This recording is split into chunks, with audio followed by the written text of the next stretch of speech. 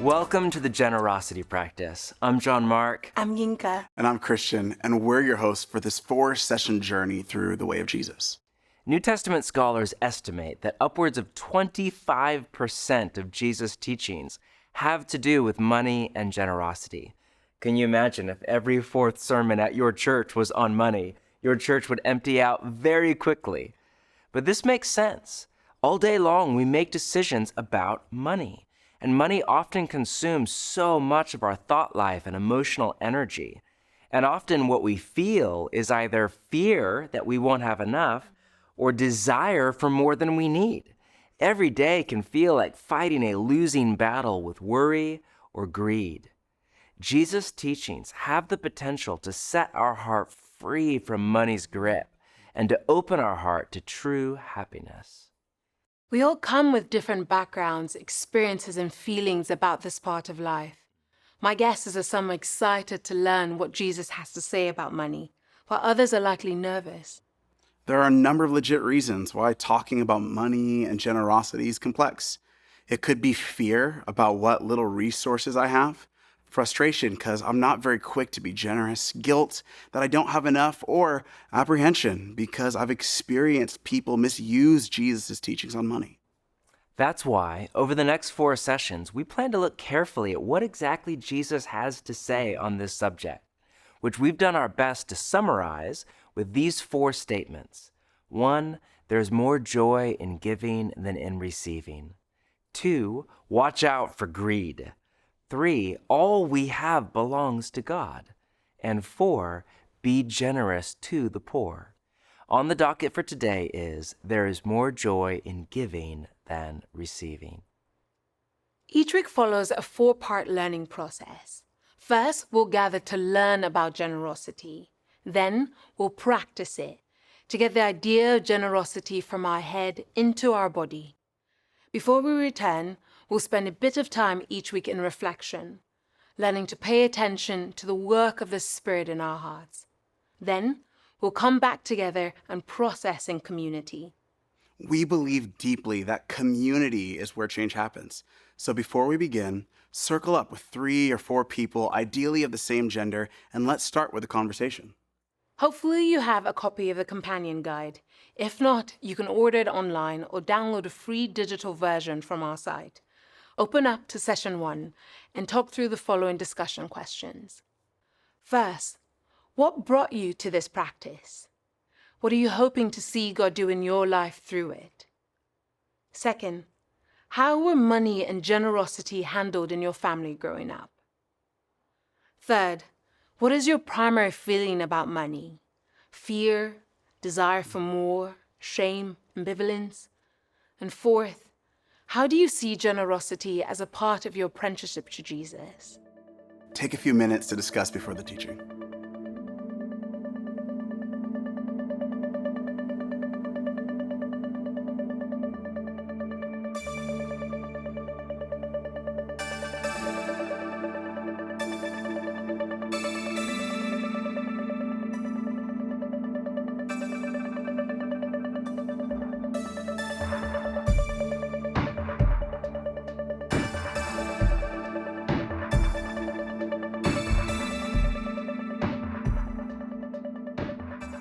We all want to be happy. Every person you know is chasing after their vision of a happy life. I live in a nation that was founded on 3 ideals: life, liberty, and the pursuit of happiness. And yet, we are one of the unhappiest nations in the world. It turns out that many of the things that we think will make us happy do not. And the good life is often found in the least expected places, which is why Jesus regularly made bold claims that turn our vision of the good life upside down. He said things like, the last will be first, and the first will be last. And those who exalt themselves will be humbled, and those who humble themselves will be exalted. Or, bless those who curse you. But one of the most counterintuitive of all Jesus' teachings that goes against everything we hear and even the intuition of our own heart is what he has to say about money and generosity. Listen to this. It is more blessed to give than to receive. The word translated blessed is makarios in Greek, and it means happy or fortunate or well off. It can also be translated, there is more happiness in giving than in receiving, or you're far happier giving than getting. Now, I know what you're thinking right now. Really? Full disclosure, I've been following Jesus for a very long time. But in all honesty, for most of my life, I just did not agree with Jesus on this one. For years, I thought Jesus' teachings on money were right in some kind of religious sense, but not very good. Certainly not the path to true happiness. I could not have been more wrong. All sorts of research from the social sciences has shown that, shocking, Jesus was exactly right. Generous people are happier, healthier, have lower levels of depression and anxiety, are more interested in personal growth, have better relationships. They have a higher life expectancy. One study I read said they literally laugh more. And this is true across every demographic: socioeconomic status, age, gender, ethnicity, personality type. One study called the link between generosity and happiness a, quote, universal feature of human psychology. The sociologists Hilary Davidson and Christian Smith, in their book, The Paradox of Generosity, conclude people rightly say that money cannot buy happiness. But money and happiness are still related in a curious way. Happiness can be the result not of spending more money on oneself, but rather of giving money away to others. The data examined here show this to be not simply a nice idea, but a social scientific fact. If you take an objective look at the empirical evidence, it's clear that the Western formula of more money equals more happiness is simply not true. Rather, it's the Jesus formula of more generosity equals more happiness that is the pathway to a happy life. The Quaker Richard Foster writes this: "The unreasoned boast abounds that the good life is found in accumulation, that more is better. Indeed, we often accept this notion without question, with the result that the lust for affluence in contemporary society has become psychotic. It has completely lost touch with reality." It comes as no surprise that Jesus said so much about both the danger of money and the possibility of generosity. A key task of our apprenticeship to Jesus is discovering the joy of living a generous life. Now, there are all sorts of expressions of generosity. Generosity of money, of time, of relationship, of gifting, of power and influence. And the main thing you have to give in this season of your life may not be money. It may be something else. But this practice will focus on generosity of money, in part because of the limitations of time, but also because while generosity is far more than the giving of money or resources, it's not less. Over the next 4 sessions, we'll look at Jesus' central teachings on money.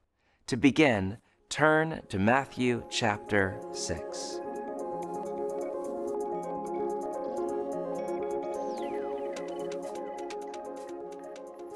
Listen to Jesus' teaching.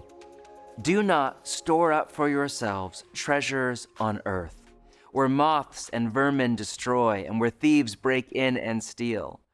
But store up for yourselves treasures in heaven, where moths and vermin do not destroy, and where thieves do not break in and steal.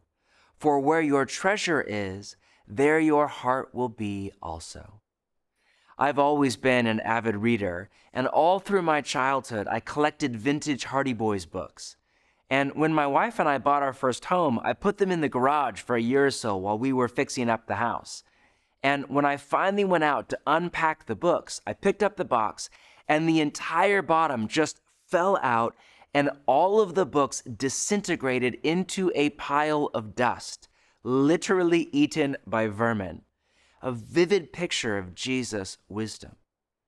Jesus is naming this deep impulse in the human heart to store up treasures. The fascinating thing to me is he doesn't rebuke that impulse. For Jesus, the problem isn't so much that we want to store up treasure, it's that we store it up in the wrong place, on earth rather than in heaven, which here in context does not mean the place you go when you die. In heaven was a first century Hebrew way of saying in God, and what he is doing on earth. Then Jesus says, 21, "For where your treasure is, there your heart will be also." Notice that for Jesus, money is ultimately about our heart. One of his central insights is that our heart follows our money. We often think it's the opposite. Our money follows our heart, meaning we spend money on what we love and care about, and that's true. But Jesus is saying that it works both ways. We also come to love and worry about and obsess over what we spend our money on.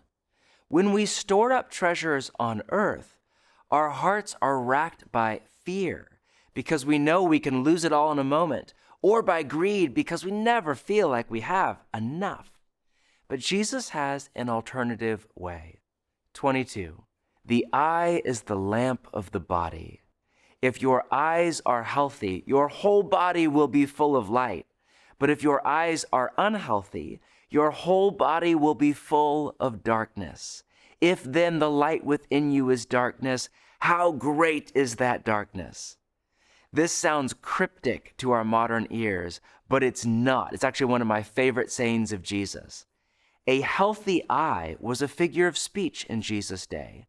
If you have the NIV, there's a footnote after the word healthy that says the Greek for healthy here implies generous, and another one for unhealthy. The Greek for unhealthy here implies stingy. It was a way of saying there are two different ways of looking at the world that have come to be called an abundance mindset and a scarcity mindset. If you have an abundance mindset, you look out on the world and you see a world of abundance. You see God as your Father provider, yourself as his child, and all of life as a gift. This is our Father's world, and it's teeming with more than enough for everyone. You look around and you say with Jesus, "Look at the birds." And as a result, you live with gratitude toward God and generosity toward your neighbor.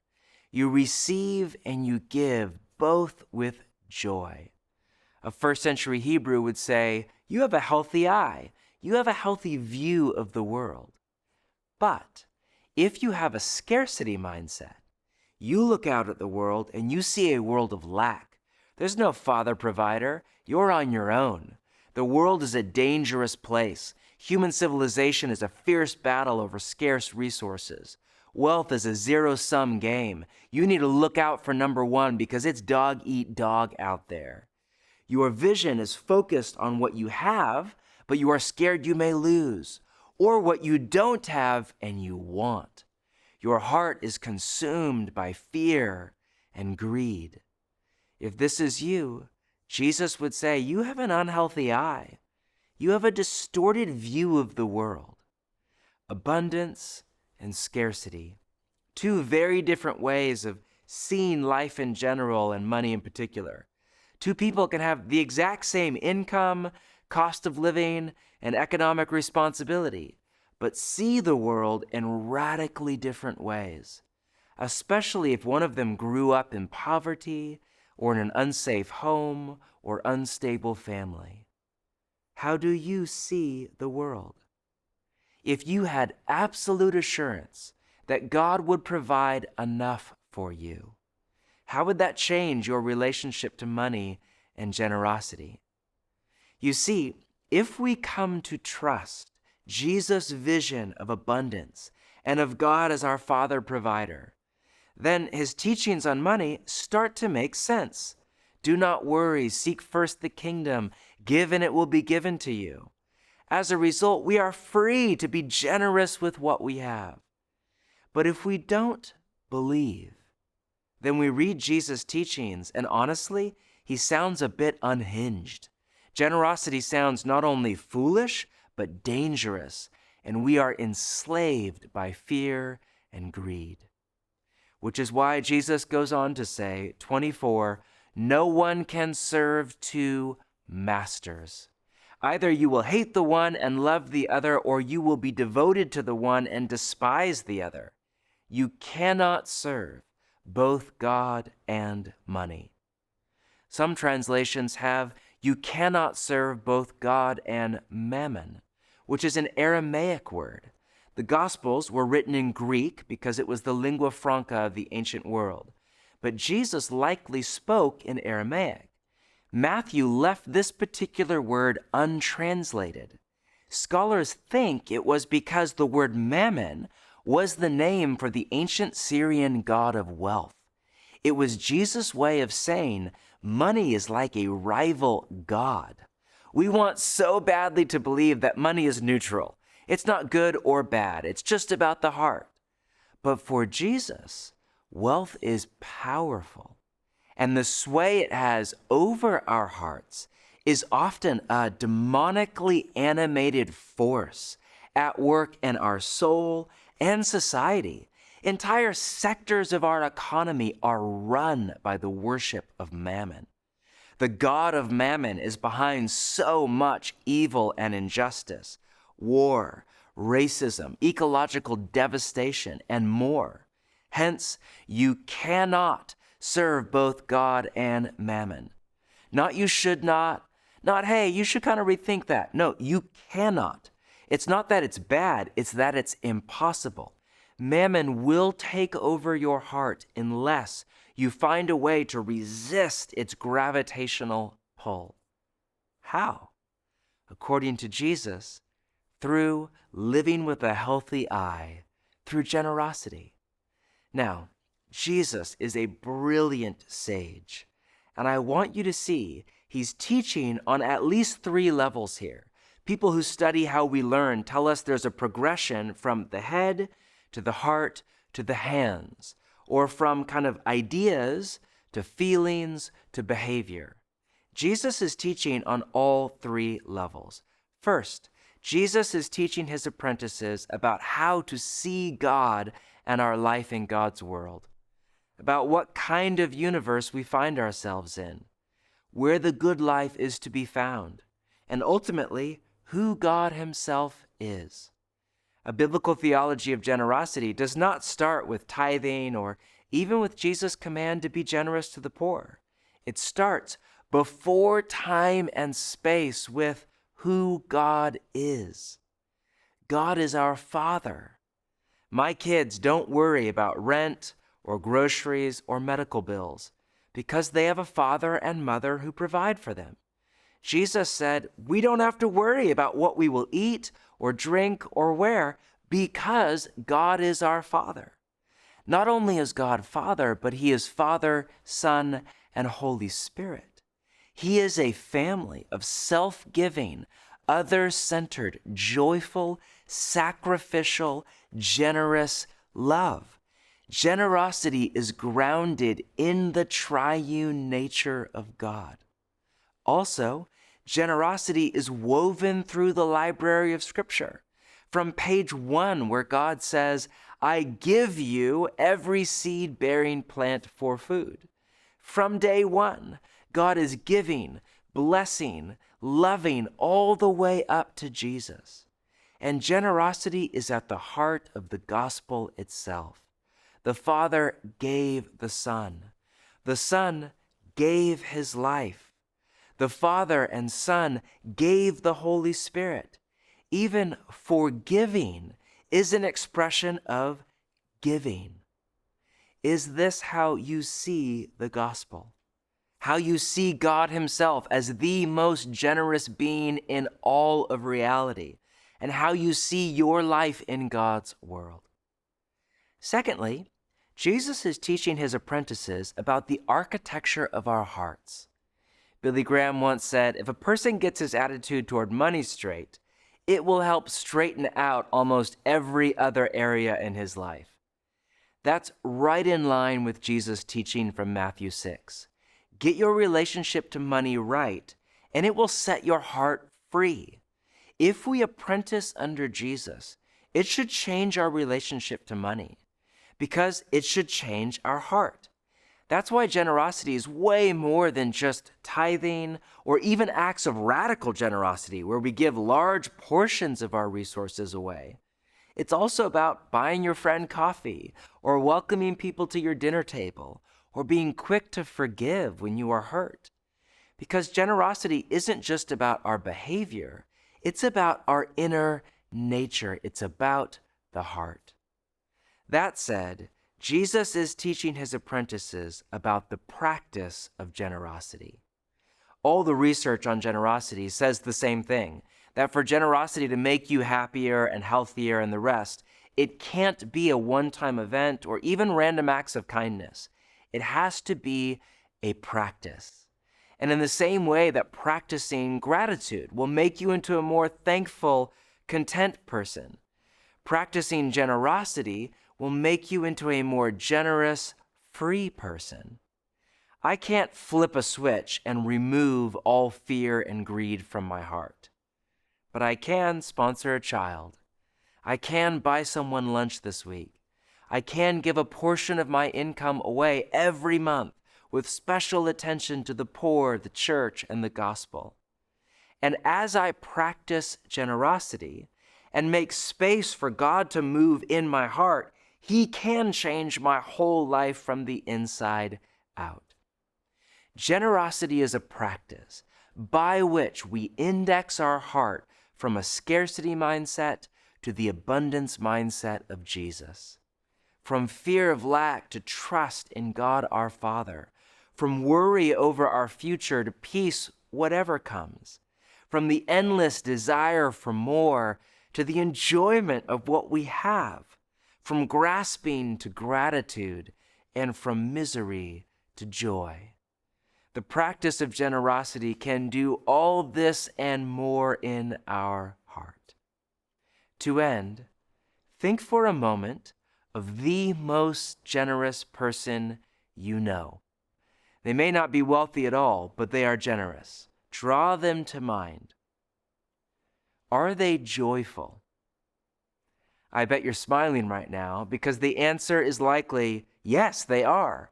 I have yet to meet an unhappy, generous person. That's likely why I have also yet to meet a former giver. I'm sure they exist, but all the people I know who discovered the joy of generosity never turned back. Instead, they became increasingly radicalized to the way of Jesus and deeply happy. I could not be more excited to practice generosity with you over the next few weeks. My prayer for you is to begin to tap into the joy at the heart of the Father and the Son and the Spirit. It will cost you, literally, to put Jesus' teachings into practice, but you will get back far more than you give away, because there is more joy in giving than receiving.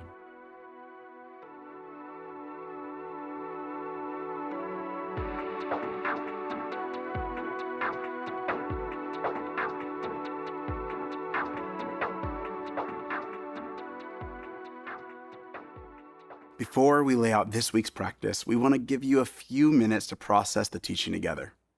Here are a few questions to guide your time.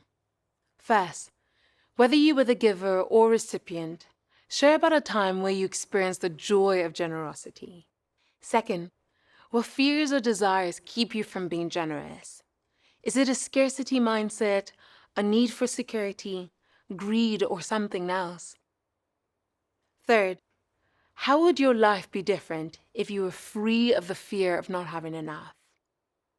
And fourth, what is one act of generosity you can do this week that will counter the fear you may carry? Go ahead and discuss.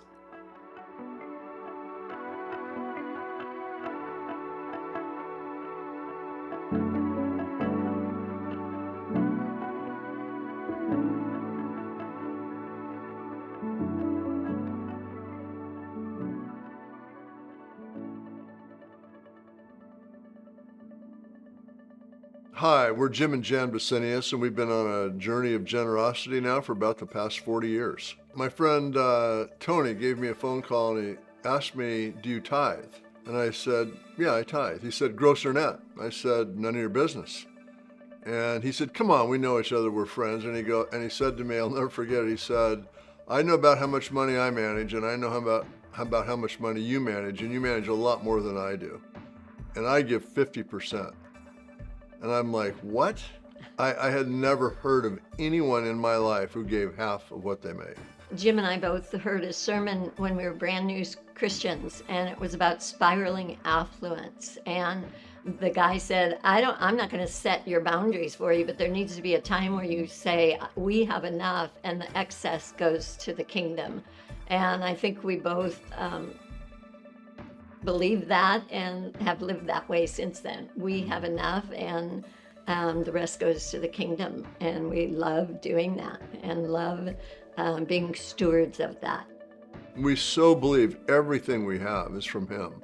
So to not look at yourself as a steward and how much can I share, and and be pretty specific about that would just be a big miss in life. And to me, as a business guy, we wanted to make great, what we call kingdom investments in great people doing great work. Loved starting things up if we could. And, it's been a joy, absolute joy.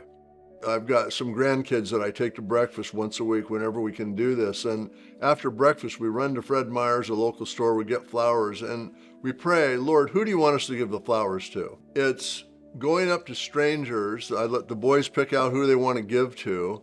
And they love doing this. At first, they didn't like it at all. Now they never let me not do it, even if we're short on time. But Lord, who do you want us to give to? Let's cheer them up. And so, for us, this is a very serious thing, but it's just a joyful thing. And I think that the more we improve our giving skills, the more we enjoy our lives.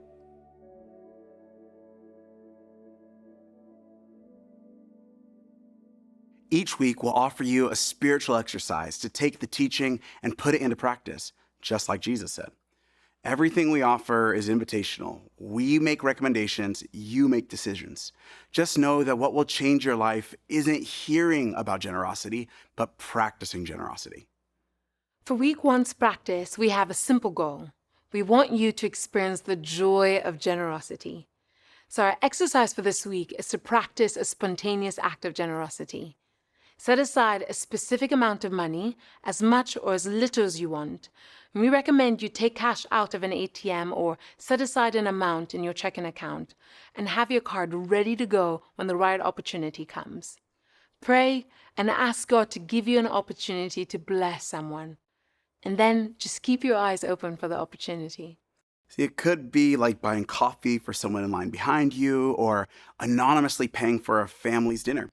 You could send money to a friend to help with that unexpected expense or a medical bill. You could share a gift with someone in need of encouragement or buy someone's groceries.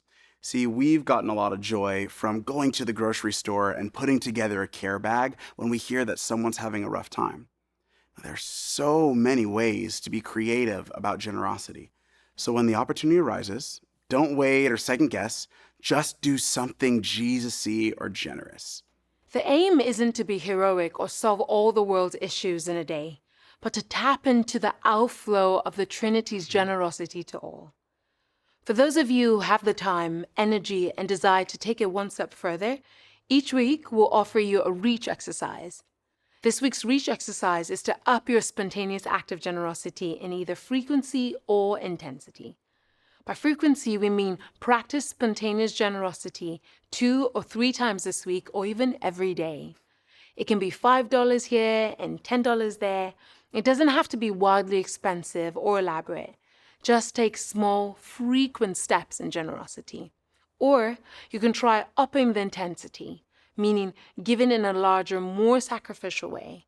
Maybe like us, you've been saving for something you need like a car, or maybe you've been saving for something fun like a trip, ticket, sauna, a surfboard.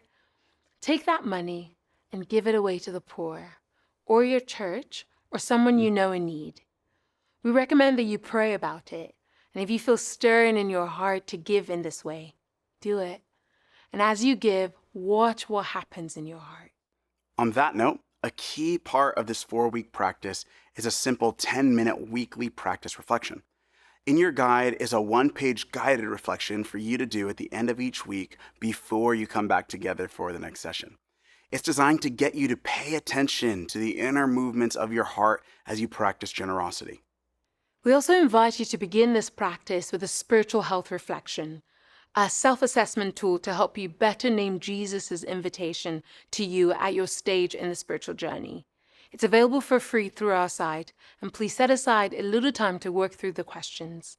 Finally, a book alongside of practice is the optimal way to enhance your learning experience. Our recommended reading for this practice is Giving is the Good Life by Randy Alcorn. This week, we're reading chapters 1 through 4. We also have a companion podcast available where we get into all that we didn't have time to cover in this session and explore generosity in more depth. It's called Rule of Life from Practice in the Way. And this week, we're listening to part 1. Let us bless you before you go. Our benediction in this practice is adapted from 2 Corinthians 9, 8 through 11. May God bless you abundantly, so that in all things, at all times, you may have all that you need. May you freely scatter your gifts to the poor. May God, who supplies seed to the sower and bread for food, also supply and increase all your store of seed and enlarge the harvest of your righteousness. May you be enriched in every way, so that you can be generous on every occasion, and may your generosity result in thanksgiving to God.